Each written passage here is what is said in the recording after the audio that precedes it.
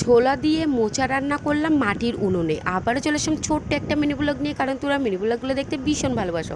বেশ অনেক কয়দিনই হলো মোচা খাওয়া হচ্ছিল না, তো যাই হোক হঠাৎ করে যেহেতু দেখা মিললো তাই আর তড়িঘড়ি না করে মোচা দুটো কিনেই নিলাম। এই তো এখানে মোচাটা বেশ ভালো করে সিদ্ধ করতে বসিয়ে দিয়েছি। এর মধ্যে ছোট ছোট করে আলু দিয়ে নিয়েছি, তার পাশাপাশি সামান্য একটু লবণও দিয়ে দিয়েছি, যাতে সিদ্ধ করার সময় লবণ দিলে খেতে কিন্তু বেশ ভালো লাগে। এই তো এখানে আমি বেশ ভালো করে কিন্তু মোচাটা আমি সিদ্ধ করে নেবো। আর এই মোচাটা গতকাল রাতের বেলায় কিন্তু কেটে রাখা হয়েছিল।